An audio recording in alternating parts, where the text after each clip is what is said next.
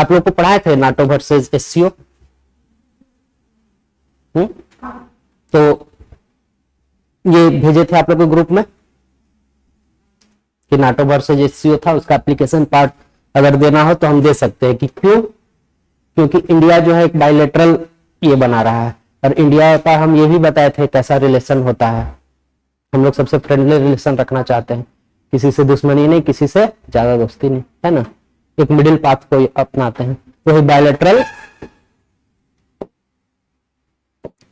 Bilateral meeting treaty जो भी बोलिए वो हुआ। ये हम आपको भेजे थे आपके ग्रुप में, है ना। ये क्या है?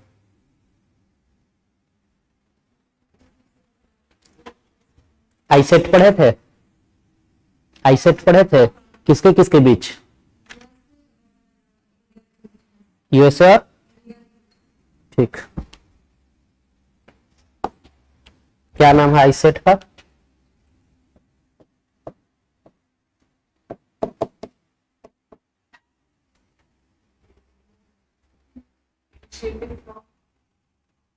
इनिशिएटिव फॉर, नाम ही भूल गए। Initiative for critical and emerging technology, है ना। किसके साथ है आईसेट? किस कंट्री के साथ? यूएसए, है ना। तो आईसेट के ढेर सारे डायमेंशंस हैं, आयाम हैं, है ना। धीरे धीरे धीरे धीरे जैसे हम लोग आगे जाते जाएंगे ना तो पता चलेगा। क्रिटिकल मिनरल के बारे में आपको कभी बताए थे, है ना। इंडिया के कितने क्रिटिकल मिनरल, तो ये क्रिटिकल मिनरल जो है ना पूरे हर कंट्री के हैं, कुछ ना कुछ क्रिटिकल मिनरल है। तो वो मिनरल जैसे कहीं यूरेनियम ज्यादा है तो हम वहां से इंपोर्ट करा लिए, एक्सपोर्ट करा लिए, है ना। इस टाइप का चीज है, हर कंट्री का अलग अलग है। वैसे ही एक डिफेंस का भी है। जैसे हम लोग देखते हैं तो ढेर सारा रशियन टेक्नोलॉजी हो गया, बहुत सारा हो गया। ये चाइनीज टेक्नोलॉजी तो उतना नहीं चलता, रशियन टेक्नोलॉजी हो गया, यूएसए की टेक्नोलॉजी हो गई, ब्रिटेन की टेक्नोलॉजी हो गई, ये साउथ कोरिया की टेक्नोलॉजी, कोरियन टेक्नोलॉजी हो गई, जापानीज टेक्नोलॉजी हो गई, है ना। तो ये सब क्या है? जैसे हम लोग देखते हैं कि फोन आ रहा है ना। तो फोन फिनलैंड में नोकिया जैसा बनता था, है ना। फिर इस टाइप से ढेर सारी कंट्रीज है, उसकी अपनी अलग टेक्नोलॉजी है। तो डिफेंस को लेकर भी अलग अलग टेक्नोलॉजी है। तो उसके लिए हमने एक ट्रीटी बनाया। जैसे अगर आप सोचते हैं कि नहीं हम लोग डिफेंस वगैरह में पीछे हैं, स्पेस टेक्नोलॉजी में पीछे हैं, तो आप देख सकते हैं कि हमारा जो भी मिशन रहा है इंडिया का, वो बहुत किफायती मिशन रहा है ना। जैसे पीएसएलवी इतना मतलब कॉस्ट, मतलब क्या बोलते हैं, कॉस्ट इफिशियंट टेक्नोलॉजी है। तो इस टाइप की टेक्नोलॉजी दुनिया चाहती है, कोई भी चाहता है इकोनॉमिकल काम हो। तो हमारा एक किसके साथ? यूएसए के साथ डिफेंस में भी पार्टनरशिप है ना, एग्रीमेंट है। इसको क्या है बोलते हैं? IDEX, full form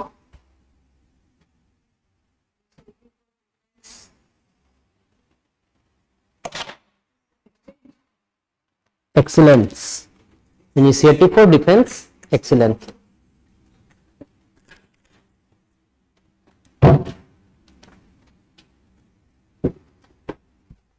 initiative for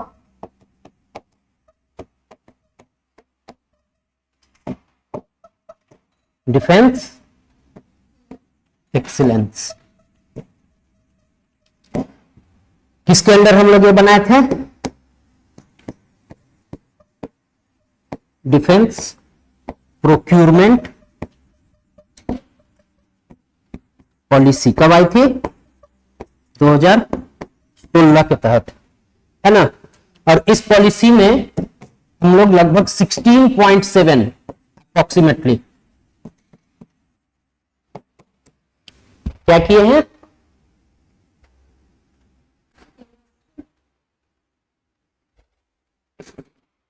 ये पॉलिसी आने से, है ना, अपने डिफेंस सेक्टर में इतने का ग्रोथ लेवल देखा गया। फायदेमंद है ना। उसी को लेके ये था, है ना, कि कितना का प्रोडक्शन हुआ, ये इंपॉर्टेंट नहीं है कितना का प्रोडक्शन हुआ, हमको क्या इंपॉर्टेंट है कितने का ग्रोथ हुआ, कब से कब तक। 2016 में पॉलिसी बनी, 2018 में उसका एग्जीक्यूशन हुआ, 18 से लेके 23, 5 साल, 5 साल में कितना परसेंट का ग्रोथ, 16.7। ठीक है, next news.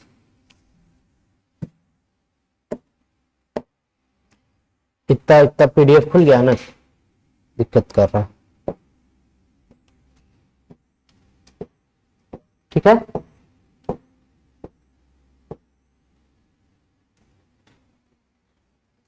Spiritual orientation, religious practices and quotes, है ना।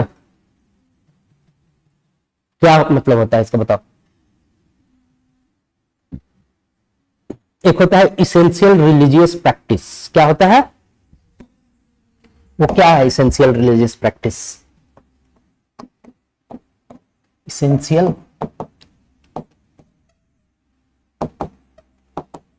रिलीजियस प्रैक्टिस क्या है ये। आर्टिकल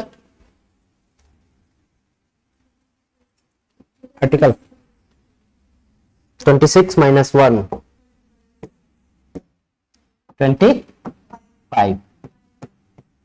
आर्टिकल 25 क्या बोलता है, क्या बोलता है।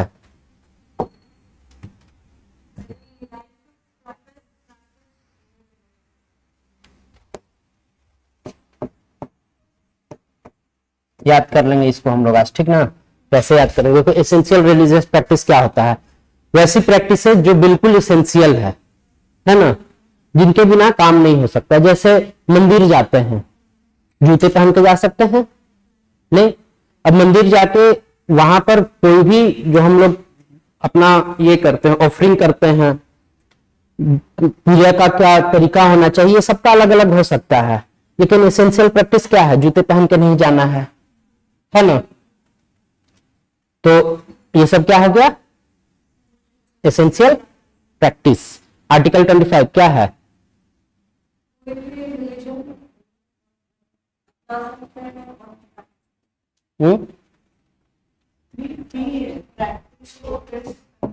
PPP क्या है, practice, profess, propagate.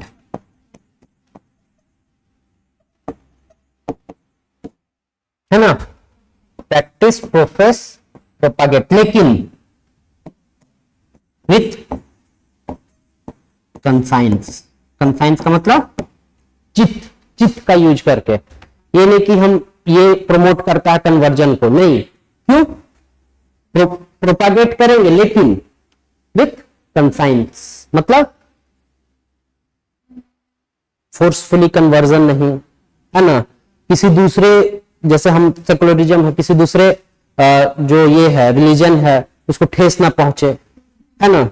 Religion individual भी हमारा राइट है, अरे फंडामेंटल राइट भी है ना, कम्युनल राइट भी है और इंडिविजुअल राइट भी है, लेकिन किसी भी अलग कम्युनिटी है उसको ठेस नहीं पहुंचाना, ठीक ना। और क्या है,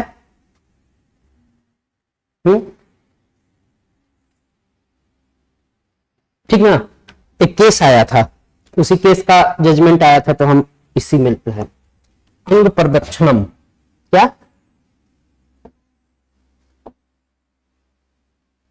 कैसे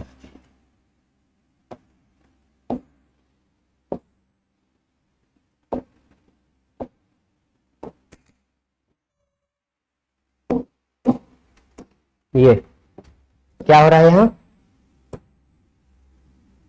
इसको चैलेंज किया गया कि ये एसेंशियल रिलीजियस प्रैक्टिस है या नहीं, है ना। इसका क्या नाम है, साउथ में ज्यादा होता है, साउथ के मूवी में देखे होंगे आप, अंग प्रदक्षिणम बोला जाता है इसको, ठीक ना। इसको चैलेंज किया गया कि इस तरह से रोल होना, जैसे मंदिर का है, पूरा चारों तरफ बाउंड्री है और उस परिक्रमा, अब परिक्रमा किस तरह से, रोलिंग, अंग प्रदक्षिणम, ठीक ना। तो इसको बोला गया कि ये जो है कहीं ना कहीं वायलेट करता है ह्यूमन डिग्निटी को, है ना, तो इसको एसेंशियल प्रैक्टिस नहीं रखना चाहिए। लेकिन रिलीजन जो है ना वो बिलीफ है ना, बड़े हो छोटे हो जो भी हो, अमीर हो गरीब हो, वो क्या है, एक बिलीफ है।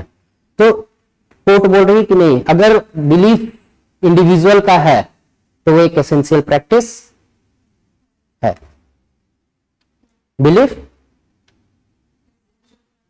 है, ठीक है। और क्या, जैसे पीपीपी आप कर रहे हैं तो उसमें कोई ये है क्या बोलते हैं एक्सेप्शन। एक तो हो गया किसी को ठेस नहीं पहुंचना चाहिए, किसी के पब्लिक हेल्थ भी खराब नहीं होना चाहिए, है ना। जैसे मान लो कि कोई वैसा प्रैक्टिस हो रहा हो, है ना, जिससे उस एरिया का पूरा माहौल खराब हो रहा हो, है ना, कुछ कूड़ा हम फेंक दे रहे हैं इसमें नदी में, या फिर कुछ किसी भी एनी टाइप ऑफ थिंग जो पब्लिक हेल्थ से रिलेटेड हो, तो वो एसेंशियल प्रैक्टिस नहीं है, ठीक ना। एक केस के बारे में लिखिए, ये समझ गए। केस है Ismail Faruqui versus union of India, है ना। इस केस में क्या बोला गया, इस केस में बोला गया कि हम नमाज अदा करना चाहते हैं। क्या नमाज एक एसेंशियल रिलीजियस प्रैक्टिस है? मुस्लिम्स में है। सेकेंड बात रखा गया कि हम बाबरी मस्जिद में नमाज अदा करना चाहते हैं, ठीक है। क्या बोला गया, हम नमाज अदा करना चाहते हैं, एसेंशियल प्रैक्टिस है। हम बाबरी मस्जिद में नमाज अदा करना चाहते हैं, ये एसेंशियल प्रैक्टिस है।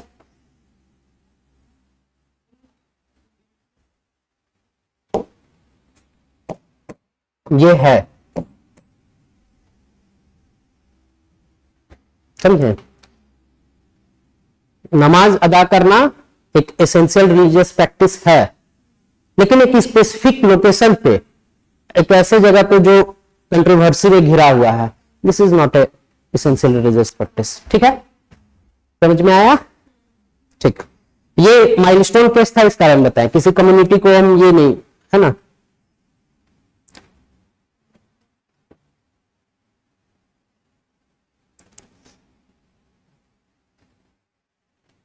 एक और बता देते हैं, Acharya Jagdishwaranand versus state of Calcutta,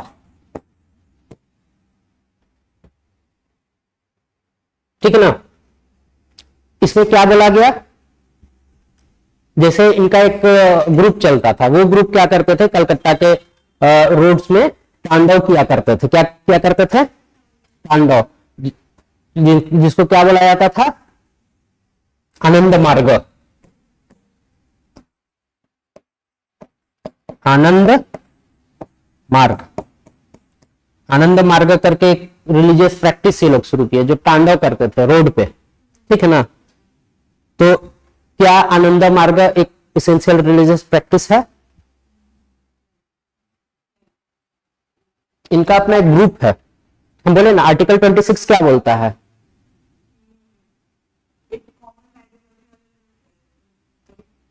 article 26 बोलता है रिलीजियस डोमिनियन की बात करती है। एक ऐसी संस्थान, ढेर सारे संस्थान है, हो सकता है पूजा करने का तरीका अलग अलग हो, उसमें ढेर सारे प्रोविजंस हैं। तो कभी मौका मिलेगा ना तो आर्टिकल 26 पढ़ाएंगे, वो 1-2 घंटा से ऊपर लगेगा आर्टिकल 26, ठीक है ना।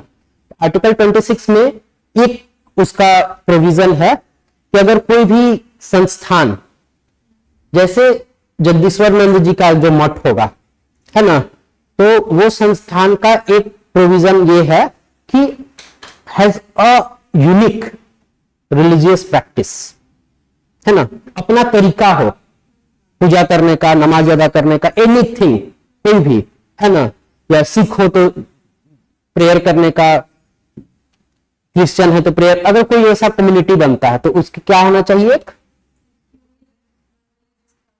ठीक है, आनंद मार्ग इज ए यूनिक प्रैक्टिस, है ना, इसमें क्या किया जा रहा है, पांडव, क्या ये इसेंशियल रिलीजियस प्रैक्टिस है,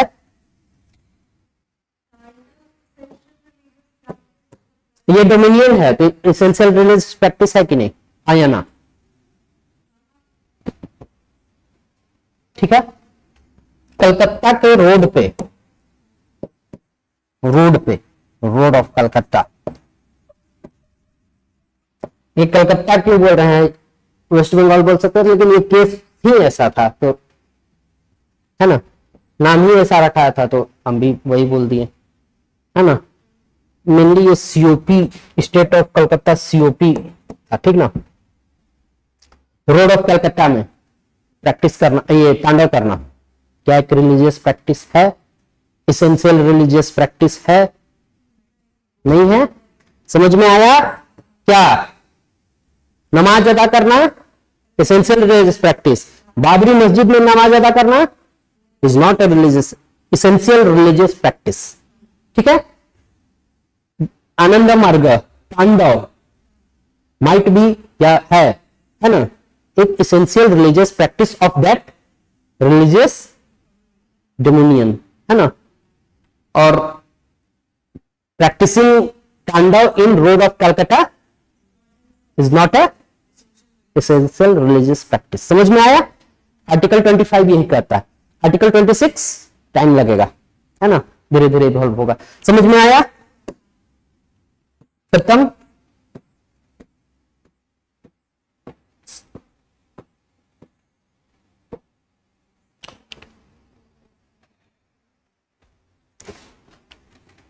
इसमें किसी दिन बताएंगे अच्छे से, ठीक ना। ये नाम याद कर लीजिए, यूके के नए पीएम, बस बाकी लेबर पार्टी पे एक चर्चा होगी। यूके में कितने पार्टी सिस्टम है, ठीक है, क्या है, गैलेंट्री अवार्ड्स, वीरता पुरस्कार इसको दिया जाता है,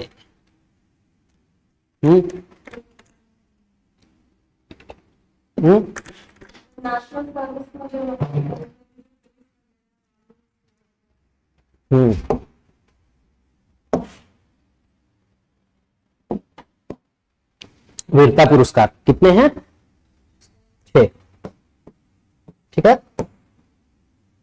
6 का नाम आप लोग याद करते रहिए, अभी बैठ के। क्यों दिया जाता है, ये खराब हो गया क्या, क्यों दिया जाता है, ब्रेवरी, वीरता के लिए, किस लिए, वीरता के लिए, और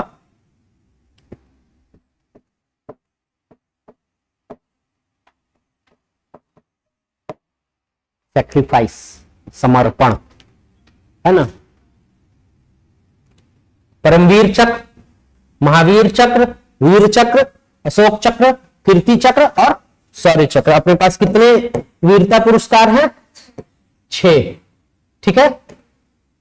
अब इसमें सबसे बड़ा पुरस्कार कौन सा, सबसे रैंकिंग जो होता है ना, सबसे ऊपर परमवीर, सेकेंड में,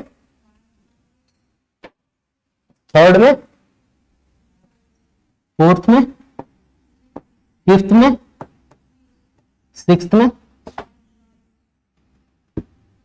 ठीक है। परमवीर चक्र, महावीर चक्र, है ना।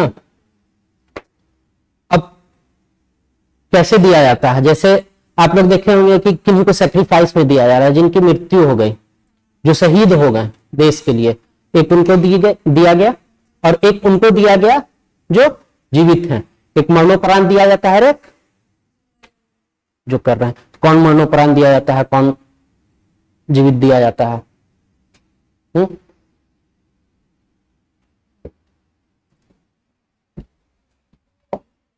नहीं दिख रहा है? नहीं दिख रहा है? तो लिखिए ना, लिखिए, हम भी लिखते हैं। थोड़ा स्पीड तो फास्ट करना पड़ेगा ना। ये क्यों दिया जाता है, ये क्यों दिया जाता है? 3-3 हो गया ना, ऊपर से बांट दिए।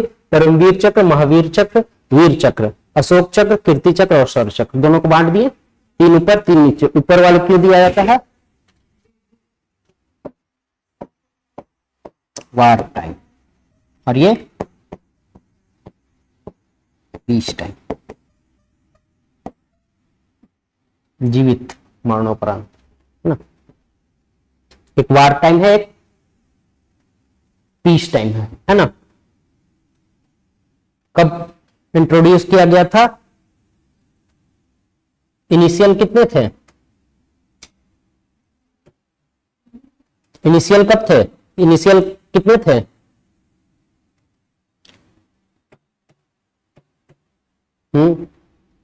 पहले 3 दिया जाता था, परमवीर चक्र, महावीर चक्र और वीर चक्र। फिर 1952 में पहले 3 दिया जाता था, फिर इसको कब इंट्रोड्यूस किया गया? 1952 में। तब नाम था, कीर्ति चक्र का नाम था अशोक चक्र 1, है ना, सेकेंड अशोक चक्र, थर्ड 1 2 3 ऐसे करके नाम था। अशोक चक्र 1, अशोक चक्र 2, अशोक चक्र 3। लेकिन 1952 में इसको इंट्रोड्यूस किया, 1967 में ये लोग को अलग नाम दे दिया गया। इफेक्ट था, लिख लीजिएगा। और क्या समझ में आया?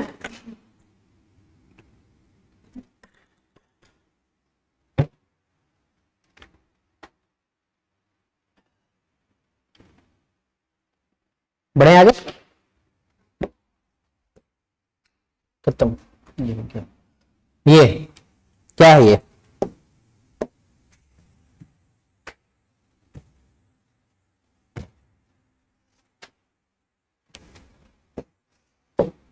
Kerala village complies in depth biodiversity register।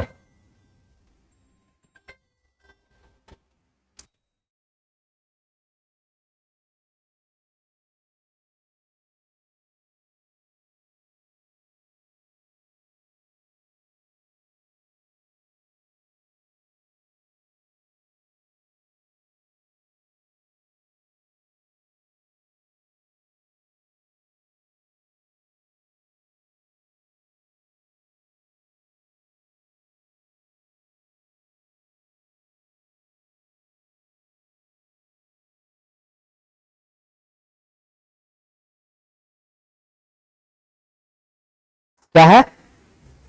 Biodiversity register, है ना। बायोडाइवर्सिटी रजिस्टर क्या है? Record of various aspects of biodiversity, ऐसा रजिस्टर बनाया जाता है ना। कौन बनाता है? कौन बनाता है? हर स्टेट के पास ना, हर स्टेट के पास एक कमिटी है, तो क्या बोलते हैं? बायोडाइवर्सिटी मैनेजमेंट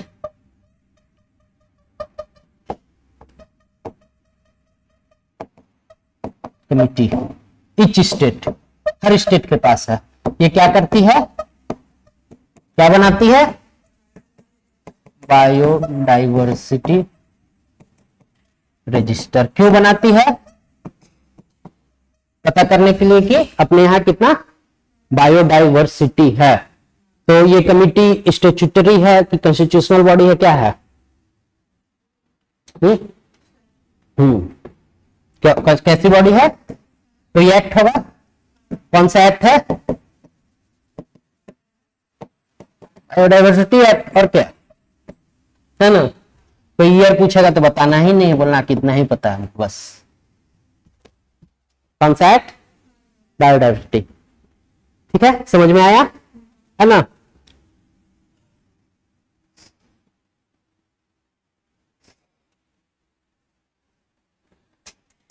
इतना हम लोग बायोडाइवर्सिटी के बारे में क्यों सोचते हैं? अब सोचते हैं इसका कोई ये है कि नहीं? क्या सबसे बड़ा इनिशिएटिव कौन सा अभी चल रहा है?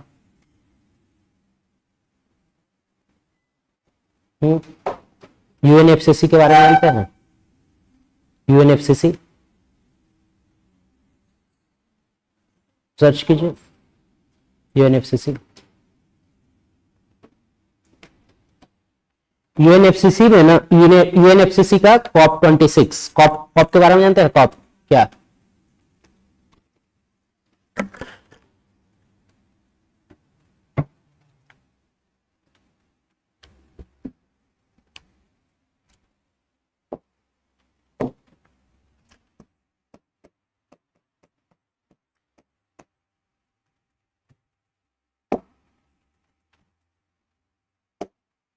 कॉप 26 किसके बारे में बोलता है?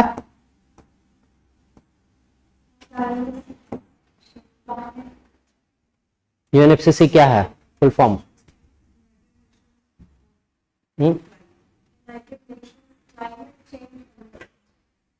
यूनाइटेड चेन, हाँ, फिर और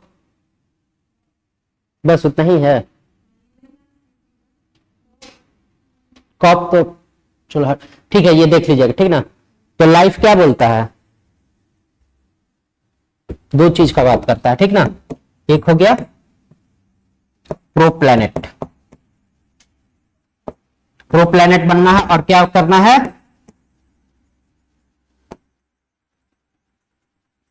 कंजम्पशन करना है, लेकिन कैसा? माइंडफुल, है ना। सस्टेनेबल, माइंडफुल, लगभग सब सेम हो गया। तो इंडिया के पास 2.4% लगभग लैंड है वर्ल्ड का, है ना। स्पीसीज अपने पास कितने हैं? कितने परसेंट? 8%। एरिया कितना है? स्पीसीज 8%। सही है कि गलत है? सही चीज है। कम एरिया होने के बाद हमारे पास वर्ल्ड का 8% स्पीसीज रिसाइड करता है। और एक चीज आप जब जानते हैं, लैंड से ज्यादा ओशन में रिसाइड करते हैं स्पीसीज, ये पता है ना? ठीक है। तो इसके लिए कुछ बनाया गया, कुछ काम किया गया इसको बचाने के लिए। उसको क्या बोलते हैं? Biodiversity hotspots. इंडिया में कितने हैं? 1 2 3 4। कितने हैं इंडिया में? 4, ठीक ना। 4 ही क्यों है?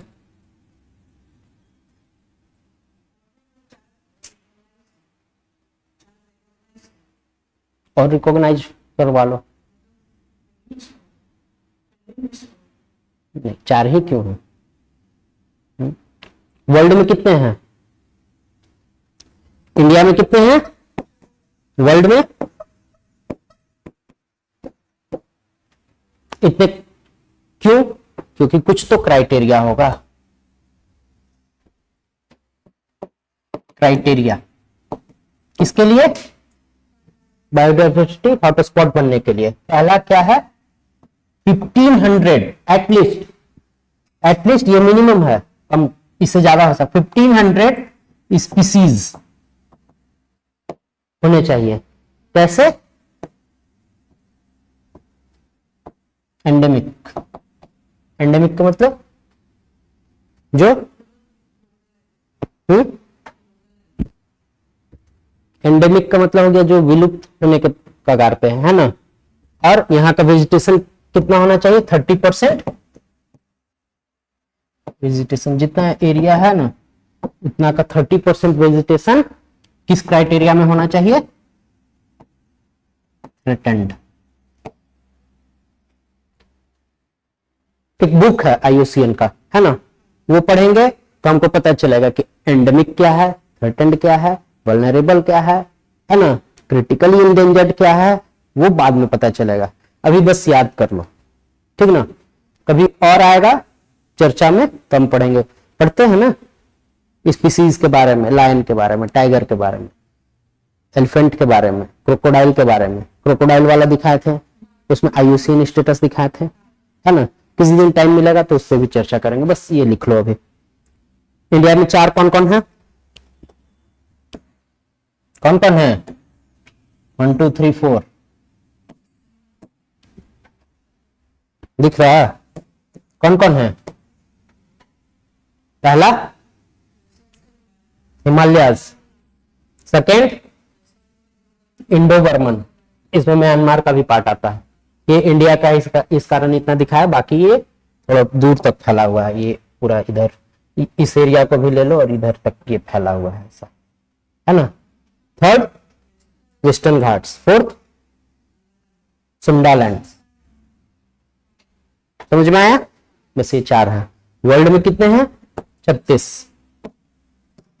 पढ़ लेना इसको, है ना, 1 2 याद हो जाए तो हो गया, बहुत ज्यादा ये नहीं करने का जरूरत है, याद हो जाए तो हो जाए, नहीं हो तो कोई दिक्कत नहीं।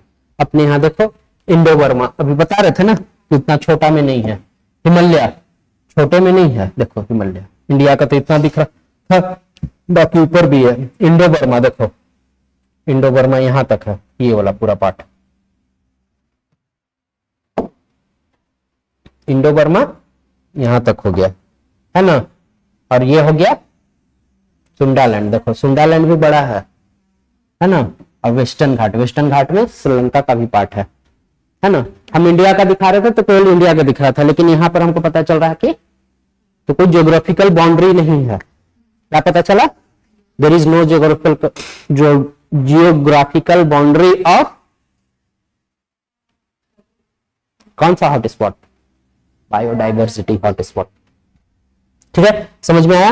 अब आगे चलते हैं, ये भी हो गया कंप्लीट। अब 7 तारीख क्या है ये बताओ, पढ़ो। पढ़ेगा इंडिया तभी तो बढ़ेगा इंडिया। क्या है, गिफ्ट सिटी। गिफ्ट सिटी किसको बोलते हैं,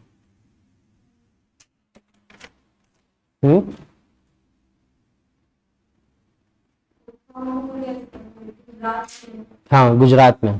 फुल फॉर्म क्या है,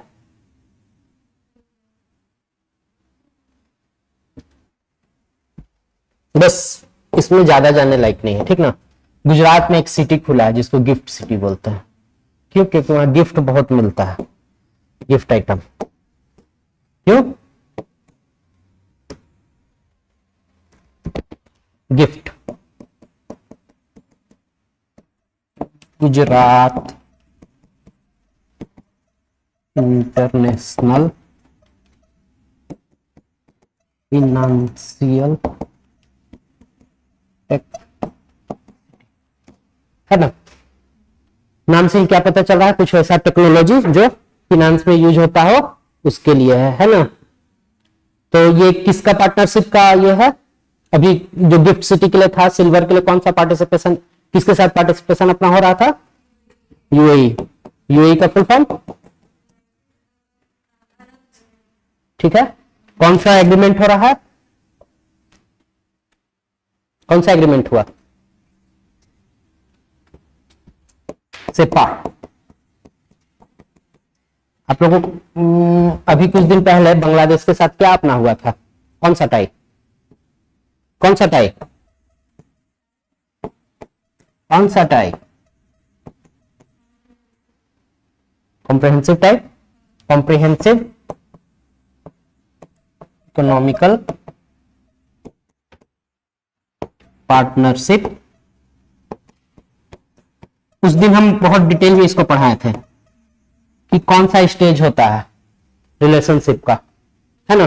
रिलेशनशिप का स्टेज बताए थे, ये कौन सा स्टेज है, ठीक है देख लीजिएगा, है ना, 3rd है। अब आते हैं नीचे, ये क्या है, वर्ल्ड्स बिगेस्ट रथ यात्रा, है ना, चैरियट फेस्टिवल, कौन सा है, जगन्नाथपुरी। जगन्नाथपुरी क्या है, 4 धाम का एक पार्ट है ना, जिसको क्या कौन सा तीर्थ बोलते हैं, जगन्नाथपुरी को कौन सा तीर्थ बोलते हैं?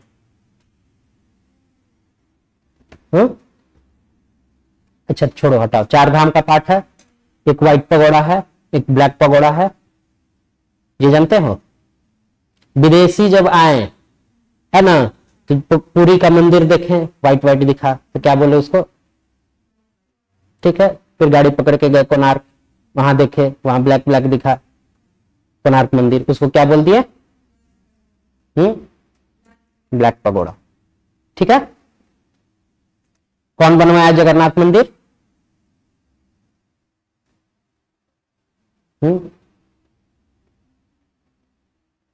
अंतर्वर्मन चंद्रगंग देवा, लिखिए कौन बनवाया?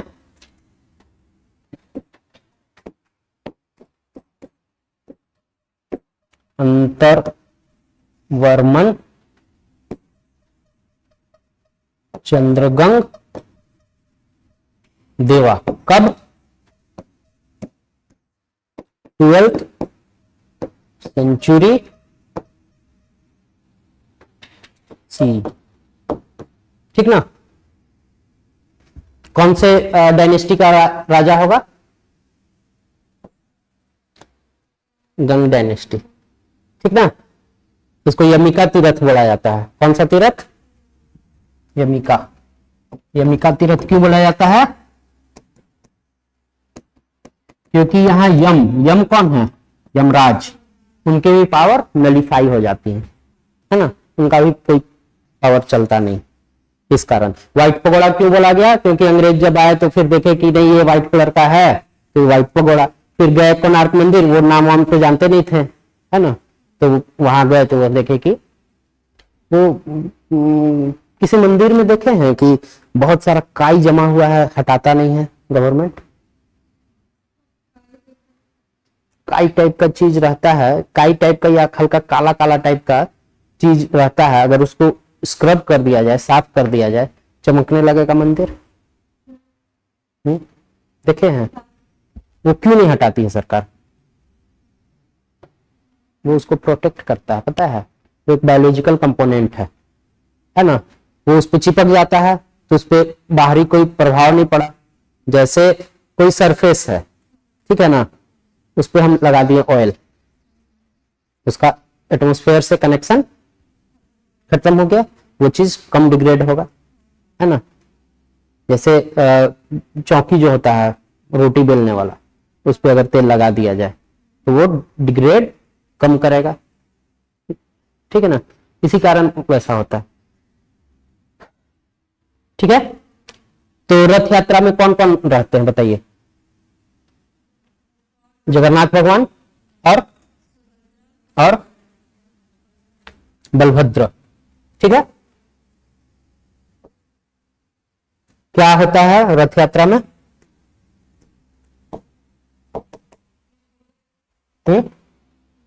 रथ यात्रा में क्या होता है? तो अपने मौसी के यहां जाते हैं, है ना, देख लीजिएगा क्या स्टोरी है, पढ़ लीजिएगा, थोड़ा सा पता होना चाहिए। रथ यात्रा, है ना, कौन कौन है, कौन कौन रहते हैं रथ यात्रा में? पहला जगन्नाथ, सेकंड हम जो भी सुभद्रा, ठीक है,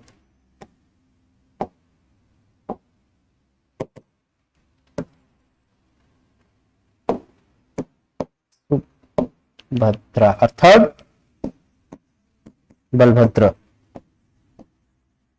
तीन भगवान होते हैं, ठीक है ना, 1 2 3, तीन तीरथ, तीन रथ।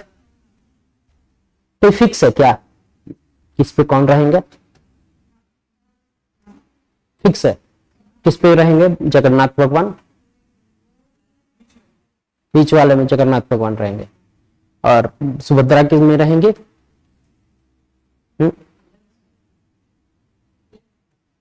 और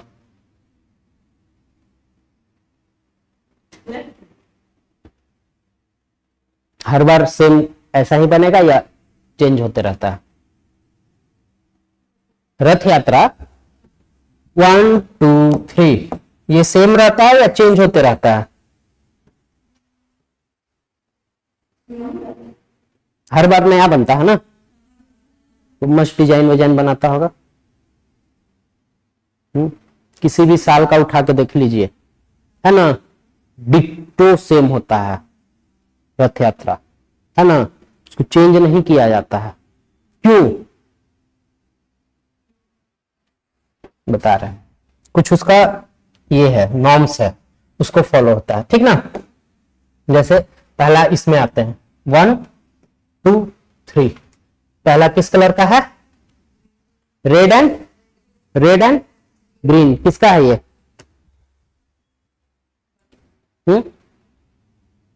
बलभद्र, है ना, बलभद्र का है। तो बलभद्र का जो ये है, इसमें कितने व्हील रहेंगे? व्हील लगा हुआ रहता है कितने? बलभद्र है, यहां पर लिखते हैं, ठीक ना। कौन सा कलर का है? ग्रीन। कितने व्हील? 14 व्हील, है ना। हर बार कितने व्हील? 14 व्हील, ठीक है। ये जो बनेगा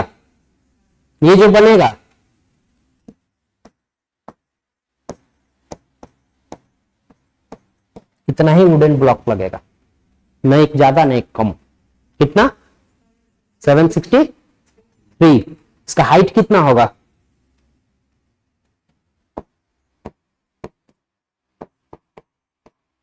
कितना? फिक्स। आज का, कल का, परसों का, जब भी किसी साल आए, फिक्स। बलभद्र का जो है वो रेड एंड ग्रीन कलर का रहेगा। कितने व्हील रहेंगे? 14 व्हील। 763 ब्लॉक से बनेगा। ब्लॉक मतलब लकड़ी का टुकड़ा। कितने लकड़ी के टुकड़े लगेंगे, है ना। और कितना फीट का रहेगा? 43.3 फीट का। इसको क्या बोला जाता है?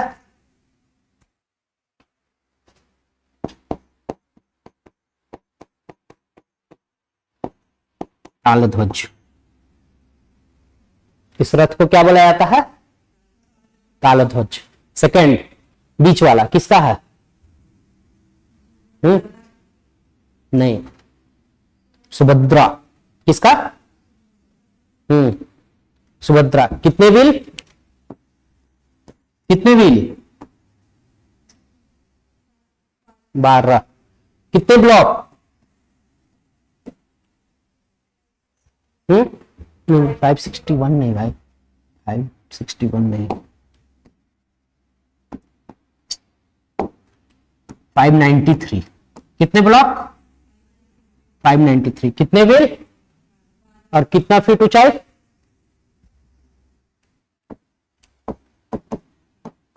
कितना ऊंचाई, है ना। इनके चैरियट को क्या बोला जाता है?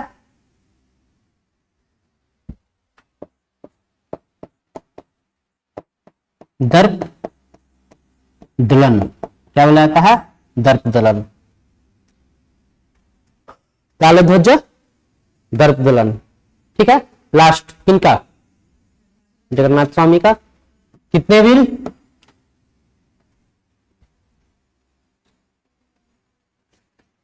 16। ये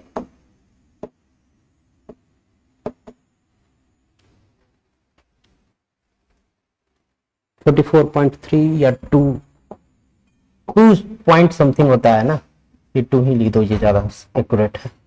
44.2 फीट, ठीक है। समझ में आ गया? इनके चैरियट को क्या बोला जाता है?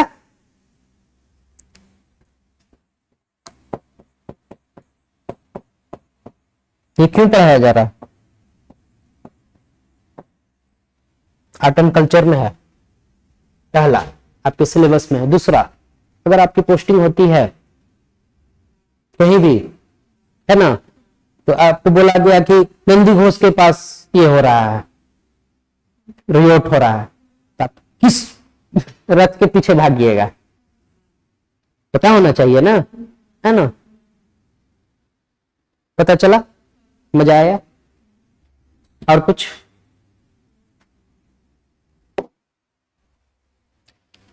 ये भी कंप्लीट हो गया आज का। नहीं नहीं, इसमें और है। ठीक है, यमिका तीर्थ क्यों बोला जाता है? आर्टिकल 21, आर्टिकल 21 क्या है? राइट टू, हाँ वो जब पढ़ोगी ना तो उसमें ईटीसी ईटीसी ढेर सारा इसमें लिखा हुआ रहता है, ढेर सारा ये जो है उसमें ईटीसी ईटीसी ईटीसी ईटीसी लिखा है। ये क्या है? उसमें कोई भी चीज जोड़ा जा सकता है, घटाया जा सकता है विदाउट।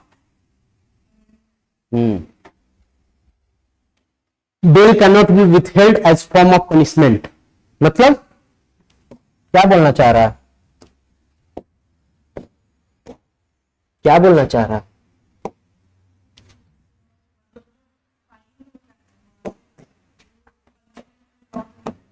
क्या बोलना चाह रहा है? Right to bail under article right to bail. इसमें क्या बोला जा रहा है पता है? क्या बोला जा रहा है? पहला, नॉन हीनियस क्राइम हो, non heinous crime, non heinous crime बताए थे, heinous crime non heinous crime. तो बेल पिटीशन को तुरंत एक्सेप्ट किया जाए, एक्सेप्टेड स्पीडली, ठीक ना। और राइट टू बेल एप्लीकेबल, ठीक ना, राइट टू बेल एप्लीकेबल तुरंत। दूसरा, सेकेंड, अगर किसी को 5 साल की सजा मिली, एग्जाम्पल है, 5 साल का सजा नहीं, एग्जाम्पल है, 5 ईयर का मान लो मिला, वो 2.5 ईयर बिता लिया जेल में, तो applicable to right to bail. जब भी बेल पिटीशन डालेगा उसको बेल मिलना is a right, is a fundamental right, right नहीं, क्या? Fundamental right. समझ में आया?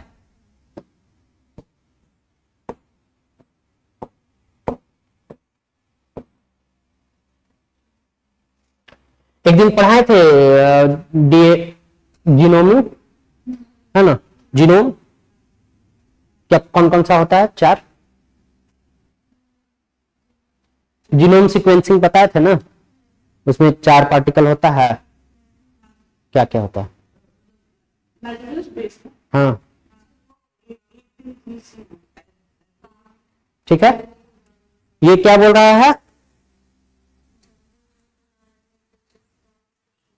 जैसे उसका सीक्वेंसिंग है, वो सीक्वेंसिंग तो नेचुरल होता है, लेकिन ये बोल रहा है कि अगर हम उसके सीक्वेंसिंग को अपने हिसाब से अल्टर करें तो हम बहुत सारा चीज नया मेडिसिन बना सकते हैं, ठीक ना।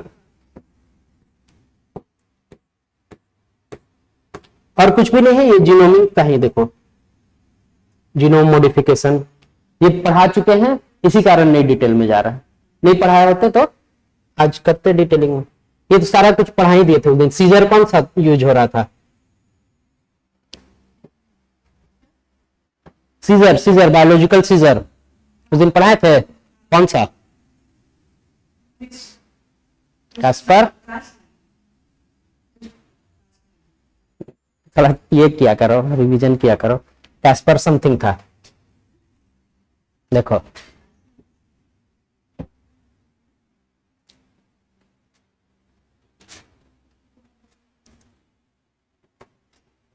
अच्छा रहने दीजिए जो भी। सेकेंड ये, उसके बाद आते हैं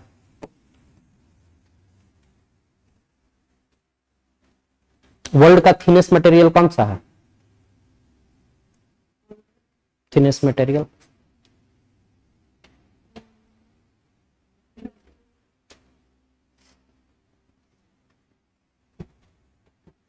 उसी के बारे में दिया हुआ है, ये पढ़ लीजिएगा। वर्ल्ड का thinnest material graphene, million times thinner है आपके बाल से। हेयर, एक सिंगल हेयर से भी मिलियन टाइम थिनर। कौन सा? Graphene, world's thinnest material.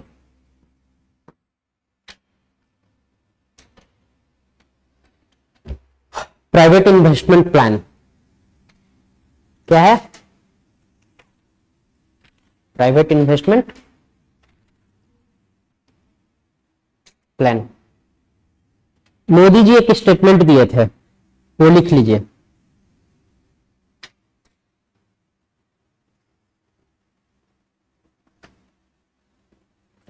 देखिए, private investment are key to India's growth.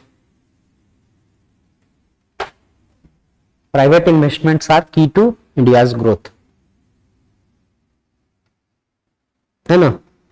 अगर पीपीपी मॉडल वगैरह पे आएगा तो ये कोट डाल सकते हैं। इन एसे राइटिंग, है ना, एसे राइटिंग में, ऐसा नहीं कि कहीं भी डाल दिए। क्वेश्चन में खुद यार बहुत कम लिखना होता है, 2 पेज रहता है, ये सब कोट वोट डाल के उसको खराब नहीं करना, है ना।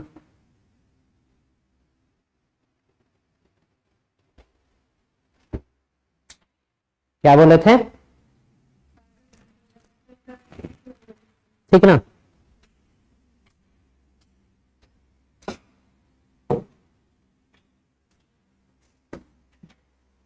और एक चीज लिख लीजिए, ये प्राइवेट इन्वेस्टमेंट होने से, प्राइवेट इन्वेस्टमेंट के बारे में हम बताएंगे, बहुत अच्छे से बताएंगे, ठीक ना।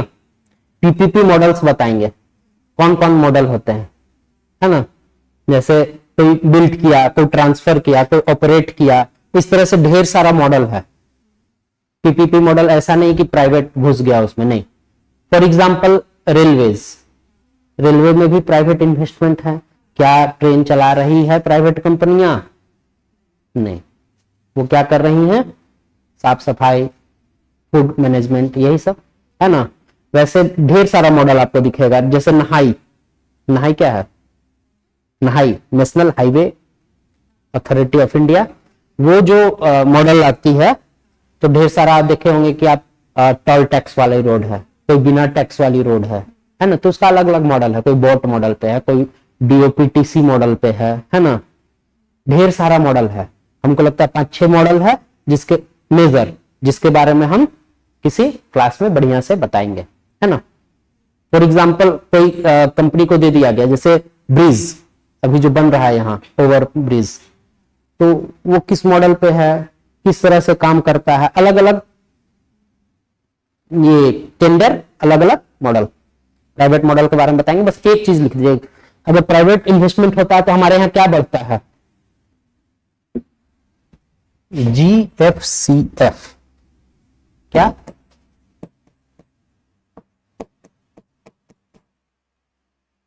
प्राइवेट इन्वेस्टमेंट हुआ तो क्या बढ़ गया? मतलब ग्रॉस फिक्स्ड कैपिटल फॉर्मेशन, ठीक ना। ये इंपॉर्टेंट है बस।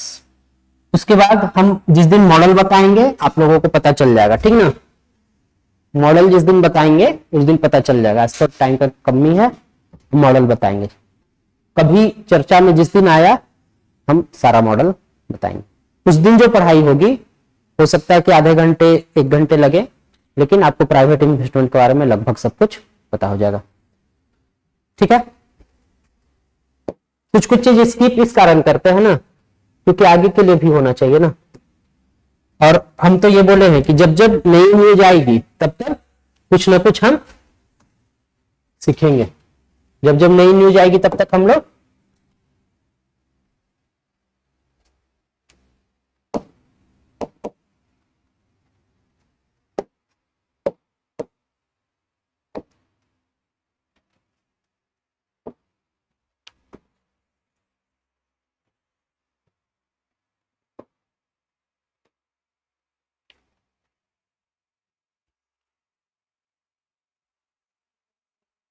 पांच मिनट का ब्रेक लेते हैं।